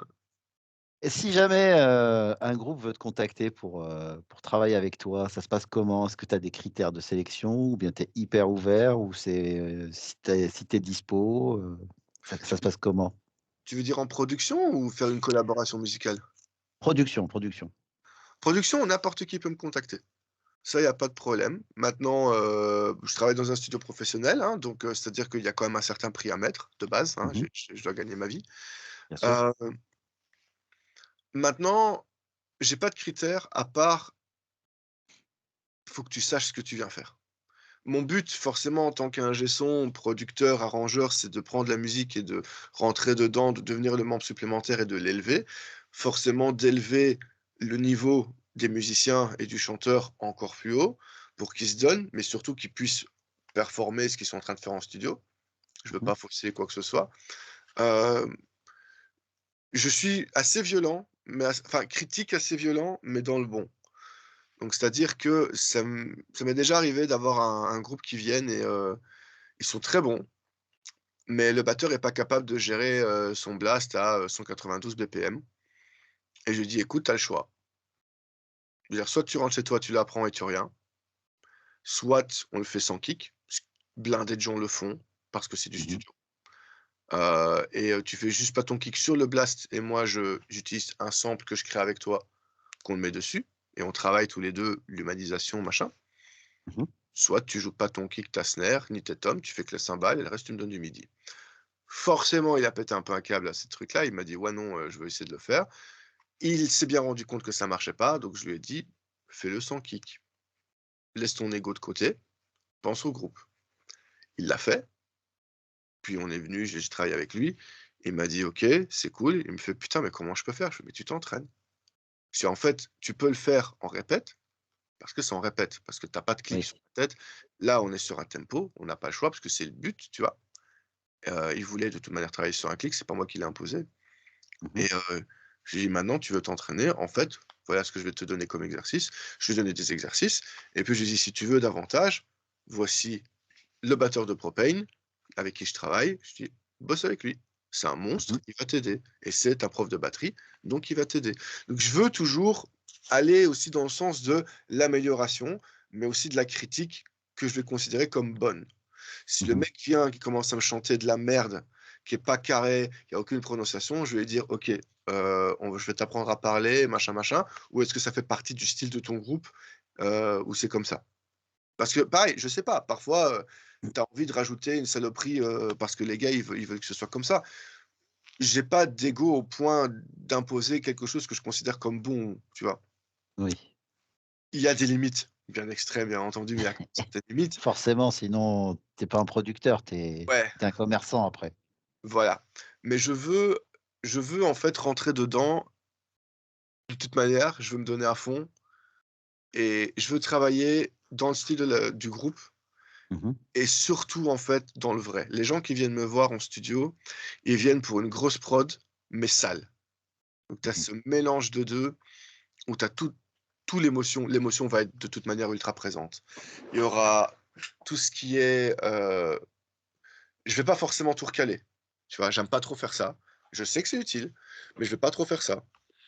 Ça dépend du style, tu vois? Quand je fais du doom, je recale pas. Si tu pas carré, bah, en fait, tu vas apprendre. Quand tu fais du black metal ultra rapide à 240, on va peut-être Oui. recaler deux-trois petits trucs, tu vois?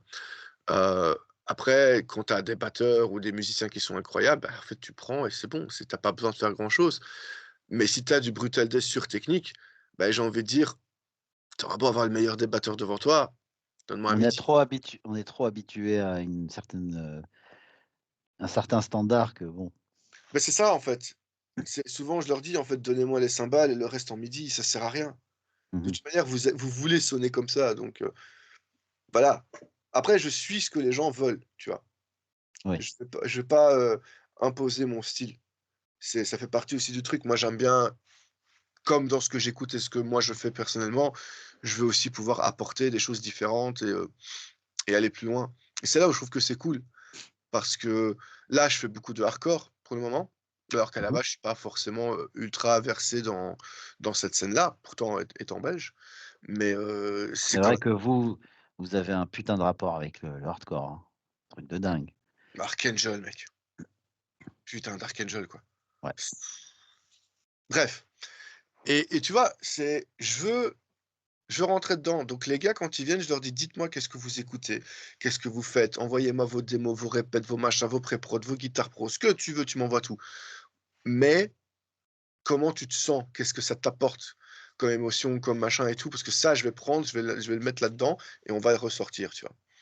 Et j'ai hâte, genre demain, je commence, là, on vient de finir les drums et là, demain, je commence, à bosser avec un groupe belge qui s'appelle Fucked Up Minds, qui font du punk hardcore et j'ai ultra hâte, tu vois? Génial.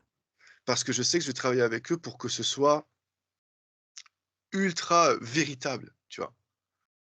S'il faut recaler, on recale. On est en studio les gars, faut arrêter de dire qu'il y a une magie au studio. On n'est plus, il y a 40 ans où, Freddie Mercury te faisait de la bebon, tu vois? Malheureusement, Mais c'est pas ça. aussi que les musiciens à l'époque, bah, ils faisaient ça toute la semaine, hein. Et quand tu allais en studio, tu prenais pas, 1 semaine, Non, tu prenais 3 mois et tu payais 100 000 balles. Voilà la c'est ça. différence. Eh oui. Donc ici, quand tu arrives et que tu dois payer, bien, bien, bien, bien, bien, bien moins, bah, en fait, l'ingé il va pas travailler plus que 7 jours, tu vois? Oui, Il c'est sûr. il a besoin donc voilà, il a besoin aussi d'être payé, dépendamment, le travail qu'il doit faire. Donc voilà, après, moi j'aime bien les 2. J'aime bien, de toute manière, prendre des gens, leur expliquer, aller plus loin, leur dire comment moi je ressens le truc aussi et faire des tests, voir avec eux et oui ou non, est-ce qu'on fait en plugin? Est-ce qu'on fait en vraie guitare? Est-ce quel micro? Comment on se démerde? Est-ce que tu veux prendre le SM7B que tu tiens comme ça parce que tu veux bouger avec? Ou est-ce que je te mets un micro, un pied de micro? Est-ce que tu veux de la place? Enfin voilà, je cherche déjà à les mettre en confort Mmh. mais aussi à les déglinguer, tu vois? Bah, C'est oui, tu es là aussi pour les challenger, sinon mais de ouf, de ouf. C'est ça que je kiffe aussi, c'est, les faire aller dans leur retranchement et j'ai écouté une interview, pas plus tard qu'hier. C'est Paris Mayhew, le gratteux, d'origine des Cro-Mags qui a écrit tous les classiques et j'avais zappé cette info, mais il a produit, Master Killer de Marauder. oh! Si tu vois très bien cet album, c'est un album, culte des années 90 et donc il expliquait comment il a produit ce scud et en fait, il aurait rentré dedans, mais un truc de dingue. C'est le batteur, jouait super bien, il est allé, il lui fait: «Arrête de faire un solo de batterie. Là, est-ce qu'il chante ton gars?» «Ouais». Et ben là, tu fermes ta gueule, tu fais juste kick, snare et charlet, on s'arrête. Et pareil pour les guitares, pour l'intonation, parce qu'à l'époque, c'est vrai qu'il y avait déjà les drop tuning et compagnie, Mmh. mais les mecs, ils disaient, ils s'accordent en C sharp ou je sais plus, bref, mais ils avaient gardé leurs cordes, je crois qu'ils étaient en 9 pour la corde aiguë, ce qui ne devait pas être super terrible avec ce type d'accordage, quoi. Ouais. Bref, donc ouais, c'est important que le ouais, en fait, c'est ça que je voulais dire, c'est en fait, à chaque fois qu'il lui disait, «Non, mais nous, on sonne comme ça et tout», il leur fait: «Moi, mon job, c'est que quand tu l'écoutes, cet album, dans 30 ans, tu vas avoir l'impression que tu l'as enregistré la veille. Je veux Mmh. pas que tu je veux que tu sois fier de ce que tu as fait, sur la durée et pas juste me dire, «Ouais, bah, je les ai laissés faire leur truc et puis, tant pis si c'est pas terrible, quoi». Ouais, ouais, bah, je vois totalement. Moi, j'aime bien effectivement quand il y a des moments qui sont un petit peu plus violents et ou émotionnels, tu vois? Mmh mh. Et il y a eu ce cas, je vais pas le citer parce que je lui ai pas demandé si je pouvais parler de cette anecdote, mais, Ouais, mais puis de toute façon, c'est délicat, hein, de toute façon. tu as un groupe qui vient à la maison et le chanteur n'arrivait pas à avoir l'émotion que je recherchais sur une explosion. En fait, tu avais tout un build-up et il chantait, en fait, chant très bas et qui montait de plus en plus aigu avec de plus en plus d'émotion et je voulais une explosion mais, à t'arracher les larmes, tu vois? Le vrai climax, quoi. Voilà et il était très bon, hein, mais il arrivait pas à ce truc et ça m'embêtait et ce mec étant un de mes meilleurs potes, c'était un peu difficile, tu vois? Mmh. Et donc à un moment donné, il y avait le gratteux à côté qui me disait: «Bah non, ça va là, elle est bonne la prise». Je fais: «Ouais, mais bon, moi je recherche ça, le petit grain, le petit truc qui craque et tout» et j'arrivais pas à lui expliquer. Il arrivait pas à le comprendre surtout et donc à un moment donné, j'ai fait: «Bon écoute, c'est quoi? Ça me fait chier, refais-en une et puis c'est bon quoi» et paf, je l'envoie direct et là, j'entends que son chant est forcément mauvais, mais qu'il est un peu: «Bon, ouais, je vais chanter quand même» et là, le moral, il tombe. Mmh. J'arrête, je fais: «Bon, ça te dirait de chanter maintenant là? Parce qu'il me faut une bonne prise là». Là, je vois le mec, «Ouais, OK». Je vois: «Qu'est-ce qu'elle?» Je fais: «Bon, bois un coup, tu te calmes et on y va, OK?»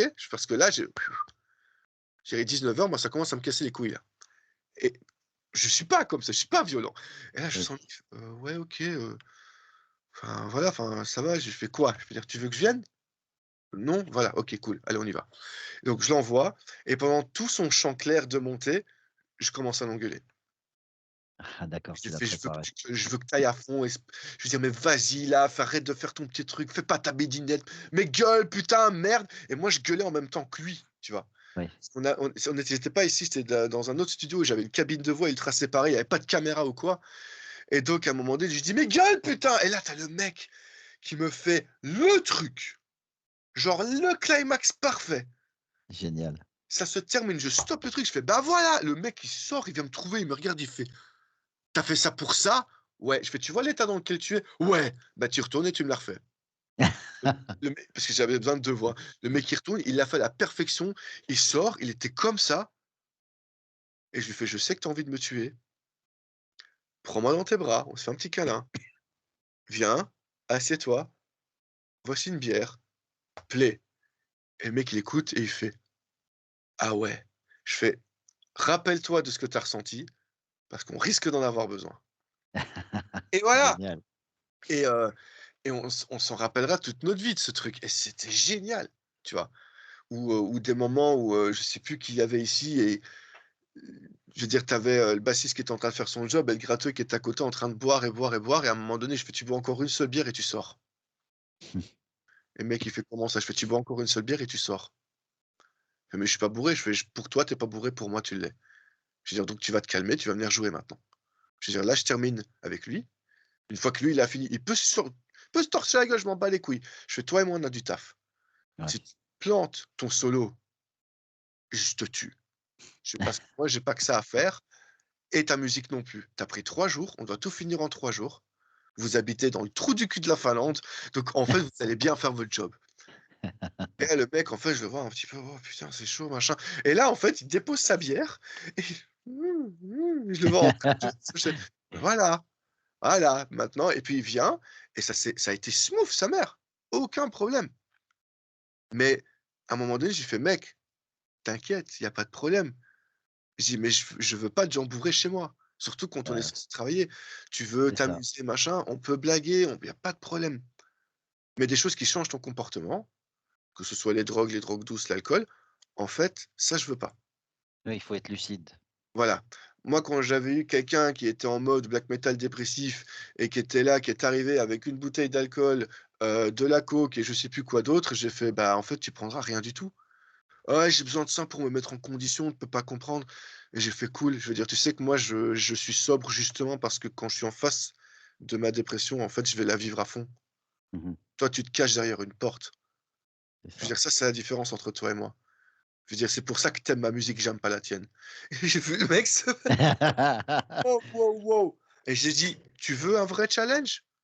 Tu prends cette bouteille, tu prends ta coke, tu la mets là et tu viens ressentir. Tu m'expliques qu'est-ce que tu veux raconter dans tes paroles et là, je vais te guider et je vais t'aider pour pouvoir te l'expulser un peu mieux, au lieu de faire ton gosse edgy qui a écouté du black metal dans les années 2000 et tu as tout juste 17 ans.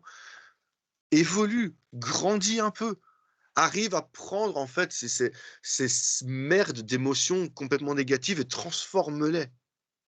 Je veux dire, Affronte tes démons.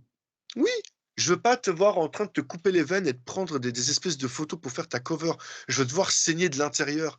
Je veux te voir hurler jusqu'à t'en craquer la gorge. Mais je veux pas voir de mec torché et de se filmer pour aller faire un réel après, quoi. Mmh. Je vais Ouais, je dire, vois. tu ressens les trucs. C'est le fameux truc, tu sais, je veux t'entendre sourire quand tu chantes, tu vois? Mmh. Ben c'est Ouais. la même chose. Je dis: «Je veux t'entendre ressentir ton truc au maximum». Comme le gratteux, je veux pas te voir en train de faire, le gratteux qui fait du djent. Je veux te voir Ouais. ressentir ta musique. J'en ai rien à foutre que ce soit pas parfait, sauf si c'est extrême, là, tu recommences. Mais je veux t'entendre te faire du mal. Je veux t'entendre aller à fond. Je veux entendre le batteur claquer son truc parce qu'il en peut plus, parce que c'est la fin du monde et que sa musique représente de la pure dépression, qu'il faut éclater au monde pour aller mieux, s'exprimer. Voilà, ça, venez, on va travailler ça, tu vois? Ouais. C'est je veux de l'émotion, je veux du vrai, je veux quelque chose de qui signifie quelque chose. Si je dois pousser les gens et essayer de leur changer leur manière d'être ou de comportement, c'est cool. Mais encore une fois, j'ai pas la vérité. Je Mmh. ne sais pas si ce que je fais est certainement la meilleure des solutions. Jusque-là, ça fonctionne et voilà quoi, Mais c'est ça veut dire que tu t'investis à fond dans le projet. C'est totalement. important. J'en chie, mais ouais, parce que des fois, j'ai pas envie de rentrer dans ce genre de musique. Pas que j'aime pas les musiques, mais parce que justement, je l'aime beaucoup et qu'elle m'est proche et elle m'est très émotionnelle et qu'elle me touche beaucoup. Donc je dois avoir ce recul du producteur et de se dire: Mmh. «Bah, non, là, aujourd'hui, la musique, elle te touche pas, tu travailles, tu réfléchis à ce que tu entends», et tu as des moments, en fait, où je me dis: «Bon, les gars, je sors, je vais fumer une clope 2 secondes là parce que le mec vient de me faire une prise de chant qui m'a foutu les poils et les larmes aux yeux. Donne-moi 2 secondes, puis je redescends et je me remets dans la zone», mais là, c'est chaud, quoi, Ouais.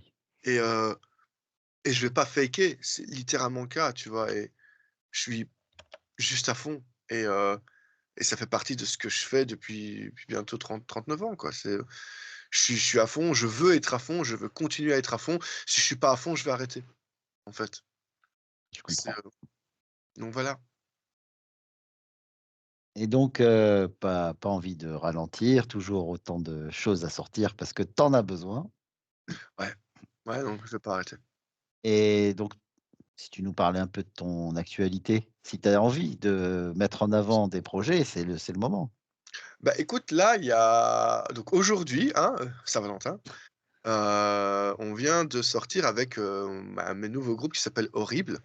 On vient de sortir un album qui s'appelle Filth et c'est un métal extrême moderne, avec des grosses influences hardcore par derrière. Ce qui Mmh. est une première pour moi, pour, chanter, en fait, ce genre de choses. Bon, j'ai joué dans un groupe de crust, c'était très cool. Mais là, tu es vraiment dans un registre métal extrême avec des influences, hein, core quoi, donc il y a effectivement du breakdown de deathcore, et ce genre de choses, des passages two-step, puis du blast, des passages Morbid Angelesque, c'est très, très cool. C'est bon ça. Donc dans lequel, en fait, il y a des anciens Resistance, le groupe belge avec qui a tourné avec, Vader, tout plein partout en Europe. Mmh. Donc il y a le batteur de Resistance, donc de Propane, qui est donc mon collègue ici au studio, C'est Jonas, c'est ça? Jonas Sanders. Il OK, y a super. Olivier Dries qui est donc, le batteur de Resistance. Là, c'est eux qui ont tout fait. Dans le line-up live qu'on espérons, on va faire du live, il y a Sven de Kill the Logo, qui est un groupe belge de néo-metal assez exceptionnel, qui est un excellent musicien et meilleur guitariste. On a Ben, ancien Résistance à la basse et donc Mmh. moi je me suis foutu dans le groupe, parce qu'il cherchait un chanteur. J'ai adoré la musique et je me suis lâché, en fait. Donc on vient de sortir cet album qui est disponible à peu près partout, pas encore en physique, je ne pense pas qu'on fera du physique pour celui-là, donc c'est que du digitalisé pour le moment, donc Spotify, Apple Music, machin, tout ça, et Bandcamp. On a foutu le Bandcamp aussi. On est sur une cagnotte pour le prochain EP avec Drop Dead Chaos Mmh. et là, la cagnotte a explosé, c'est absolument incroyable, on est complètement heureux de ce truc et j'ai hâte de ouf que l'EP sorte parce que je peux pas encore dire quoi que ce soit là-dessus et ça me fait chier, j'ai tellement envie. Ouais. Mais putain, j'ai hâte qu'il sorte parce que il est vraiment bien, il est vraiment bien. Le truc qui est génial avec Drop Dead, c'est que j'écoute littéralement cet album beaucoup de fois parce qu'il me plaît, en fait. J'écoute beaucoup de mes musiques parce que j'aime bien la musique que je fais, sinon j'en ferais pas. Exactement. Mais il y a un truc avec Drop Dead, mec, c'est ouf. Et là, cette EP, je l'écoute dès que je suis, en trajet dehors, je l'écoute et je me dis: «Mais putain, mais j'ai tellement hâte qu'il sorte sa mère, ça va être trop bien». On a des concerts forcément avec Drop Dead, on en a encore, là de prévus et d'annoncés. Il y en a encore 2, il y en a un en Suisse au mois de mai et un autre en France, je sais plus où, au mois d'oc non pas d'octobre, au mois d'août. J'ai un concert solo, en Belgique dans pas si longtemps que ça. Je sais pas du tout ce que je vais faire. Je crois que je vais faire, soit du black metal, soit du doom, soit les 2. Je sais pas. C'est le côté pratique quand tu es seul, c'est que voilà, je fais play, je joue et je chante et puis voilà. OK. Mais voilà, après je dois jouer aussi surtout avec le fait que, bah, c'est moi et bon l'émotion, tout ça, ça joue donc Il c'est faut que tu te mettes dans l'ambiance, ouais, spécifique. Et totalement. comment tu fais pour recréer ça, tiens? C'est C'est de là? l'expression, c'est voilà, c'est de l'expression de quelque chose qui est là, en fait, donc je peux pas forcément prévoir quand ça va être là ou pas. Hem, Maintenant quand il se passe quelque chose, il se passe quelque chose. Il y a des fois, je me souviens que j'avais écrit une chanson, j'avais un très bon pote à moi qui avait posté un truc qui était, un long texte, parler de lui, de manière un petit peu littéraire et romancée, parce que Mmh c'est mh. c'est c'est un c'est un excellent écrivain, poète, moderne et ça m'a tellement touché que je me suis dit: «Tu sais quoi? Vu que tu seras pas capable de te suicider, je vais l'écrire pour toi» et j'ai fait une chanson, en fait, sur laquelle je mets son suicide en œuvre et je lui ai donné cette chanson. C'est juste un piano et une voix et je lui dis: «Tiens», je lui dis: «Ça, c'est ton suicide». Je lui dis: «Ainsi, tu auras jamais à le faire, il est là» et ça m'avait tellement touché que, vu que je suis une éponge, j'ai tout pris et c'est ressorti comme ça. Parfois ça me concerne moi-même, parfois ça concerne des histoires que je lis, des choses du monde, mes potes, tu vois? Ouais. C'est vrai que c'est beaucoup des choses qui me concernent moi-même et moi, forcément, mais mon but dans la vie est d'aller mieux, tu vois? Ouais, Donc bien sûr. et je pense pas que ça arrêtera le fait de composer de la musique émotionnelle. C'est juste que quand je l'écoute, quand je la fais, il y a pas de fausseté. Il y a pas de fausseté parce que même si je suis plus capable de recommencer à vouloir me suicider, ou parce que je suis encore là, hein, je me suis foiré, mais Tant mieux pour nous. on va dire ça, c'est quand même un forage, hein. Mais c'est toujours là, ça Mmh. partira pas, tu vois? Il y a des moments où j'ai besoin de ça, de m'exprimer en me disant alors que j'ai une vie cool, j'ai tout. J'ai le studio, j'ai la passion, tout ça, j'ai les potes, je suis très bien entouré, je suis un mec qui a presque tout, tu vois? Et en fait, je me sens quand même comme une merde, que ce soit personnellement, que ce soit physiquement, que ce soit les troubles mentaux, l'autisme, tous ces trucs de merde qui font que je parle et que je m'arrête pas de parler depuis 1 heure et demie. Et en fait, il y a des fois où c'est long. Pour notre plus grand plaisir d'ailleurs. J'espère, messieurs les auditeurs, parce que là, on va calmer un peu les choses. Mais mais Mais oui, oui. c'est chaud parce qu'il y a des fois où ces émotions, en fait, sont tellement violentes que j'ai besoin de retourner à ces vieux trucs qui me permettent de rester en vie, à savoir catharsis musicale pure et dure, Oui. qui est un projet sous-jacent, hein, qui est un des premiers que j'ai créé, qui est toujours là, mais qui n'est pas la le plus important ou le plus apprécié. Mais sans ce style, je serais pas la même personne. Mmh mh. Sans cet outlet-là, quand je me sens vraiment mal, c'est ça qui me permet de me sortir de ma propre merde en me déglinguant les doigts, la gratte, la gorge, tout. Hem, Tu expurges. ouais, il y a cette tu des gens qui courent, t'as des gens qui vont frapper dans un punching ball, t'as des gens qui font du sport, des gens qui font blindé de choses. Moi, c'est ça et Ouais, en fait, quand je suis sur scène, il se passe ça. Il y a ça qui OK. ressort pendant mes 45 minutes et après les 45 minutes, je dois me calmer, sortir de ma zone, chose que j'ai apprise au fur et à mesure et même si je suis complètement vidé d'émotions et de batterie sociale, ça n'empêche Mmh pas mh. que je reste là. C'est, le concert auquel tu as pas pu venir avec moi, avec Morning Down au club là, Oui, c'était ça.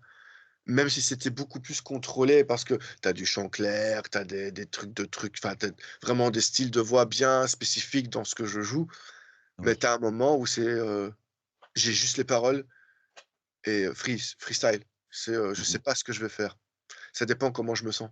Je pourrais très bien le chanter comme je pourrais le hurler et souvent je le hurle parce que je sais que j'en ai besoin Oui. et ça me permet de c'est même pas une question de montrer ça aux gens. Comme je te disais, en début d'interview, j'en ai rien à foutre de la réaction des gens. Je suis là pour m'aider moi-même, pas les autres. Si ça marche et que ça aide les autres à travers ça, c'est cool, c'est un bonus, comme on disait. Mais, Oui. c'est pas mon but primaire. C'est très égoïste ce que je fais. C'est pour ça que j'en ai besoin. C'est pour ça que quand je me sens mal, quand j'ai quelque chose à dire, vu que j'arrive pas à m'exprimer en société, c'est ça qui me permet de le faire OK. et c'est ça qui est cool, en fait. C'est pour ça que j'ai de la chance de pouvoir faire tout ça, hem et que Mais tu as comme bossé aussi pour ça. Tu es ouais, pas là j par hasard, hein, et il y a pas on va pas épiloguer là-dessus. j'ai bossé pour cette en fait, c'est je vais ouais, j'ai appris à l'accepter aussi et pas être un faux modeste. Je sais où j'en suis, je sais que j'ai appris tout ça, je sais que j'ai encore tout ça à apprendre, c'est cool, mais je peux pas être non plus aveugle à la chance que j'ai, ni aussi au passif que j'ai, le travail que j'ai fait. C'est 2 choses-là mélangées, mais j'ai cette chance aussi d'être là, d'avoir le bon soutien, des bonnes personnes, heu et ça me convient totalement, en fait et je suis à un stade de ma vie où je peux me considérer comme pas le plus heureux de toute ma vie, mais meilleur qu'hier et Mmh. je pense que ça va être Très continu. important, très important. Ouais. Waouh! C'était le moment intense de l'interview. L'amour et le black metal, il y a que ça de vrai. C'est ça, c'est ça. J'ai tellement de questions encore, mais j'ai pas envie que le truc il fasse, 4 Ouais. heures. On fera un Donc part 2 à un moment donné. exactement, on va faire ça, je pense. C'est Juste avec grand juste plaisir. je voulais savoir si, avec Arnaud, vous avez l'intention de remettre ça pour un deuxième We All Die Laughing. J'ai tellement envie, j'ai tellement d'idées. J'aimerais tellement le truc, c'est que j'ai beaucoup moins de temps qu'avant Mmh. et en fait, je veux que ce soit la plus grande tuerie au monde ou que ce ne soit pas, en fait, comme le premier. D'accord, Je suis toujours là, je travaille toujours sur 2 chansons, qui pour le moment font 20 minutes chacune, qui à mon avis, seraient l'album. Mais c'est pas encore assez bien. Pas encore assez bien, d'accord. pour que je les donne à Arnaud, en mode, «Écoute et dis-moi ce que tu en penses». Mmh. Je Il s'est passé tellement de choses en 10 ans, vu que l'album est sorti en 2014, tu vois? Oui, Que je sais où je veux aller, je sais, le style que je veux faire, mais ça changera sans trop changer, mais j'ai encore des skills à prendre. Je veux être un meilleur musicien avant d'essayer de faire des choses que je ne peux pas faire. Je ne veux pas demander ça à d'autres musiciens, même si ça retarderait la chose. Je veux le faire, je veux avoir cette fierté-là mmh, je veux donner cet album sur un plateau d'argent à Arnaud, sachant que je suis tellement meilleur chanteur qu'il y a 10 ans et que maintenant on va pouvoir aller tellement plus loin. C'est tout ce que je souhaite. On J'ai eu la chance de le revoir au New Blood, à Lyon, vu qu'on y jouait avec Drop Dead, je l'avais pas vu depuis 9 ans. C'était un moment incroyablement émotionnel de le revoir et je lui ai dit la même chose que je suis en train de te dire. J'ai dit: Ça prendra le temps qu'il faudra, mais ça arrivera et quand ça arrivera, ce sera parfait ou ça ne sera pas». parfait. Ça, c'est on va suivre ça. Merci en tout cas, ça me fait plaisir parce que We All Die, ça compte énormément pour moi aussi. Ouais, c'est un superbe album et bah, j'espère qu'on aura l'occasion de bosser ensemble, hein, d'une façon ou d'une autre. Il faut qu'on trouve, la bonne occasion. C'est ça qu'il faut. J'espère vraiment aussi, ça fait tellement d'années qu'on se connaît et finalement, il faudrait. J'ai vraiment On fait que se croiser, oui, c'est chiant, quoi. c'est ça, c'est ça. Là, ça me fait tellement plaisir d'avoir passé du temps avec toi, c'est oufissime. Bah, franchement, merci beaucoup à toi parce que super moment. Bon, ça a l'air de prendre le chemin de la de la sortie, On est mais fatigués, je pense aussi de je pense on est bien claqués de nos journées respectives. putain Je te promets de te réinviter avec grand plaisir, si ça te branche, bien sûr. et je te rendrai l'appareil à un moment donné aussi. Ah bah, c'est avec grand plaisir et c'est pas une question de donnant-donnant, c'est vraiment une question d'échange, Ouais. qui nous fait du bien Totalement. Parce que j'ai et posé les mêmes questions que tu me poses depuis tout à l'heure, je fais: «Plus tard, plus tard, plus tard». Donc j'ai dit, on fera un échange et plus tard. carrément, carrément.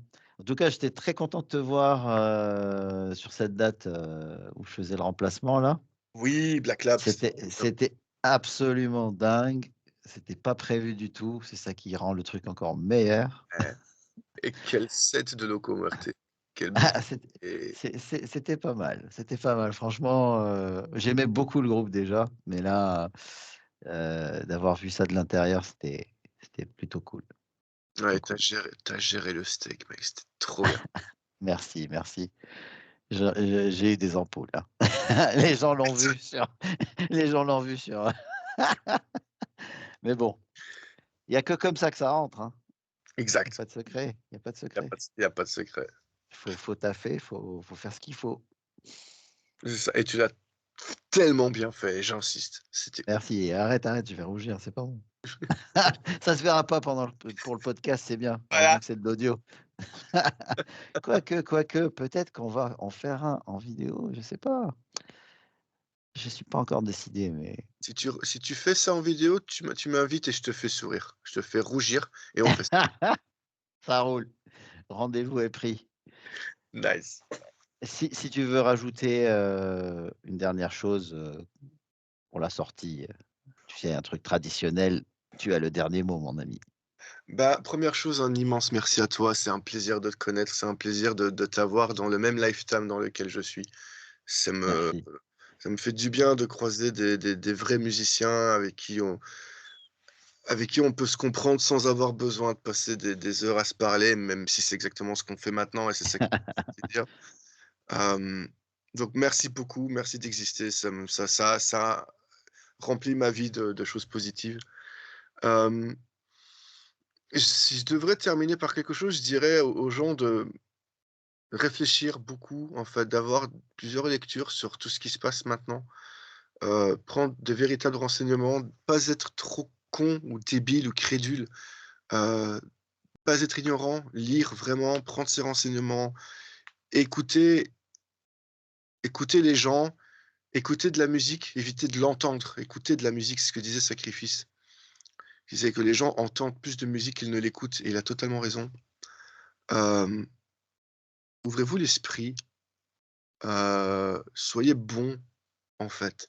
On vit dans un monde de merde, ce serait bien à un moment donné d'essayer de s'entraider, heu Carrément.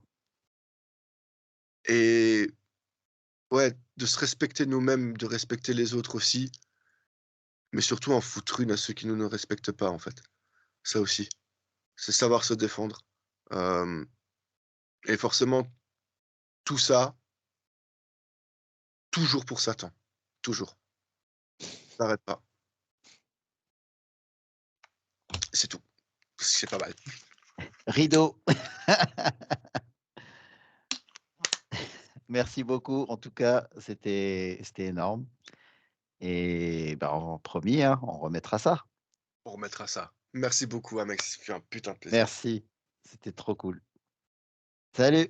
Ciao, ciao.